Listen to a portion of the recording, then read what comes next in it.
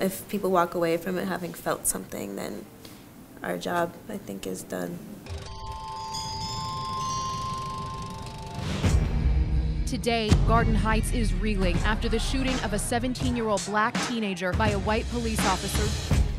I felt compelled by so many different aspects of Star and having to code switch between these different environments until this journey catapults her into the realization that in order to walk about the world, she has to be her most authentic self. Star is intrinsically her.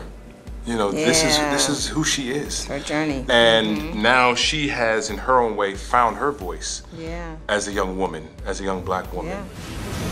When you're ready to talk, you talk. I think the most emotional probably when we did the shooting in Khalil. You know, we were filming the scene for so many hours, and it's a really tough scene. It's a scene where Khalil gets shot. I had to do it about 7 or 8 times because of the different camera angles. But every time, it never got easier, just hearing the manless screaming and her crying, and then me, like, you know, losing breath, like, physically, but we knew what we had to do in order to get that across, so we had to go to that extreme. Out of the car. Yo, Star, you okay? Go back where he told you. In order to stay in the scene, it made sense for me to just continue the emotion of it, and, you know, George would call cut, and I would still keep going, and it would take me a second to kind of wind down and get out of those feelings because they were really heavy. He would come over and he wouldn't want to touch me because, like, he didn't want to mess with me, so he'd kind of do this thing where he'd be like and he didn't, and I was like, George, it's okay, I'm still crying, and he was like, okay. Like, seeing a woman cry, I think made him so upset. Like, I'd never seen him so upset before. It was really sweet.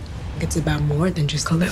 It's about black people, poor people, everybody at the bottom. Well, I just think that it's going to get people talking and get them inspired. I mean, my only hope for it is that it just has the conversation. It just lets the conversation continue for what we're talking about. And educate as well. Exactly. Yeah.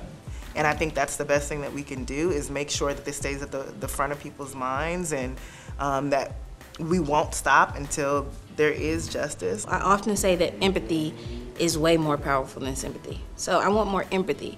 I want people to look at Tamir Rice and not mourn for his mom and say, oh, I'm sorry she lost her child. I want them to mourn for Tamir as if he was their child.